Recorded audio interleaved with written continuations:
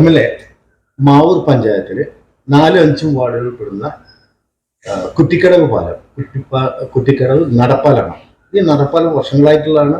അതിൻ്റെ ഒരു അവസ്ഥ വളരെ ശോചനീയാവസ്ഥയാണ്. ഏത് സമയത്ത് അപകടം സംഭവിക്കുക. അതിനിടയ്ക്ക് ഒരു മരണം നടന്നിരുന്നു.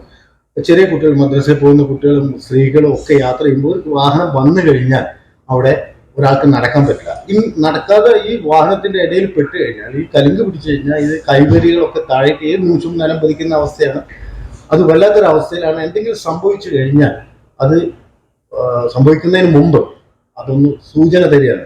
അതുമായിട്ട് ബന്ധപ്പെട്ടുകൊണ്ട് ഈ MLA ഏതെങ്കിലും രീതിയിൽ അതിന്റെ കാര്യത്തിൽ നിന്ന് ഇടപെടുകയോ എന്തെങ്കിലും ചെയ്യാൻ പറ്റുമോ? ഞാൻ മനസ്സിലാക്കുന്നത് ഈ ഷീ അഹമ്മദ് MP ഉള്ള കാലത്ത് അദ്ദേഹത്തിന്റെ ഫണ്ടിൽ നിന്ന് നിർമ്മിച്ചൊരു പാലാണ്. അതിന്റെ ഉടമസ്ഥാവകാശവും അതിന്റെ മെയിൻ്റനൻസും ബന്ധപ്പെട്ട തദ്ദേശ സ്വയംഭരണ സ്ഥാപനമാണ് നടത്തേണ്ടത്. അത് MLAക്ക് പോയിട്ട് നന്നാക്കാൻ കഴിയില്ല. അത് നന്നാക്കേണ്ട ഉത്തരവാദിത്വം അവർക്ക് തന്നെയാണ്.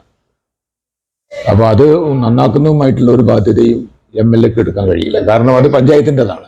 MLA പല ഫണ്ടുകളും ചെലവഴിക്കുന്നുണ്ട്. റിപ്പയറിന്റെ ഫണ്ട് ചെലവഴിക്കാൻ പറ്റില്ല. മെയിൻ്റനൻസ് ചെയ്യാൻ പറ്റില്ല. പുതിയ പാലങ്ങൾക്ക് മാത്രമാണ് MLA ഫണ്ട്. പുതിയ പാലങ്ങൾ ഉണ്ടാക്കാം. അത് പുതിയ പാലം എന്നിട്ടാണെങ്കിൽ ഇപ്പോ പുൽപ്പറമ്പ് മുക്ക് നിന്ന് ഒരു പുതിയ റോഡിന്റെ പ്രപ്പോസൽ വരുന്നുണ്ട്. അത് പുൽപ്പറമ്പ് മുക്ക്, നായർകുഴി, MBR ഹോസ്പിറ്റൽ, വെള്ളലശ്ശേരി, കഴുത്തൂട്ടിമുക്ക്, കണ്ണിപ്പറമ്പ്, കുറ്റിക്കടവ്, ചെട്ടിക്കടവ് ഒരു പാലത്തിന്റെ പ്രപ്പോസൽ ഇപ്പം സെൻട്രൽ റോഡ് ഫണ്ടിൽ ഉണ്ട്. അത് കേന്ദ്ര ഗവൺമെന്റിന് അയച്ചിട്ടുണ്ട്. ഒരു പ്രപ്പോസൽ കേരള സ്റ്റേറ്റ് ഗവൺമെന്റിന് അയച്ചിട്ടുണ്ട്. അതിൽ അവിടെ ഒരു പാലം പ്രപ്പോസ് ചെയ്തിട്ടുണ്ട്, ഈ പറയുന്ന കുറ്റിക്കടവിൽ. പക്ഷെ അത് ഈ പാലം നിൽക്കുന്ന സ്ഥലത്തല്ല. അതിന്റെ അലൈൻമെന്റും കാര്യങ്ങളൊക്കെ വേറെയാണ്. തൊട്ടടുത്താണ് ഉള്ളത്. അത് സെൻട്രൽ റോഡ് ഫണ്ടിൽ നമുക്ക് പാലം കിട്ടുന്ന അവസരത്തിൽ ലാൻഡ് അക്വിസിഷൻ അവർ പൈസ തരൂല. ലാൻഡ് നമ്മളടുത്ത് അവൈലബിൾ ആയിരിക്കണം.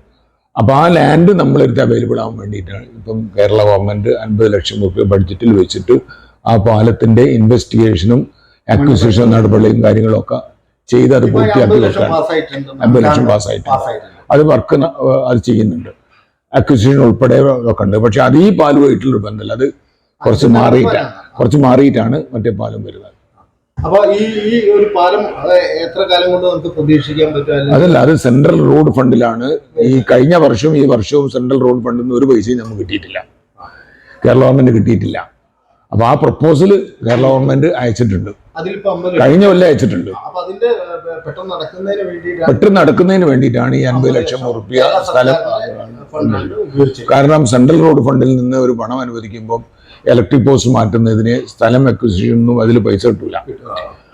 അപ്പൊ അതൊക്കെ റെഡിയാക്കിയിട്ടാണ് കൊടുക്കണം. എല്ലാം മാറ്റി വെച്ചെങ്കിലേ അവരവരുടെ പൈസ ഉപയോഗിക്കുള്ളൂ. ഈ പാലുമായിട്ട് ബന്ധപ്പെട്ടിട്ട് നമുക്കൊരു പരിപാടിയില്ല. സംസ്ഥാന സർക്കാരിനും ചെയ്യാൻ പറ്റൂല. അത് തദ്ദേശ സ്വയംഭരണ സ്ഥാപന ഉടമസ്ഥതയിലുള്ള ഒരു സാധനമാണ്. അത് അവർ തന്നെ നന്നാക്കണം. അതാണ് ഈ വിഷയമായിട്ട് ബന്ധപ്പെട്ട് അങ്ങേക്ക് പറയാം.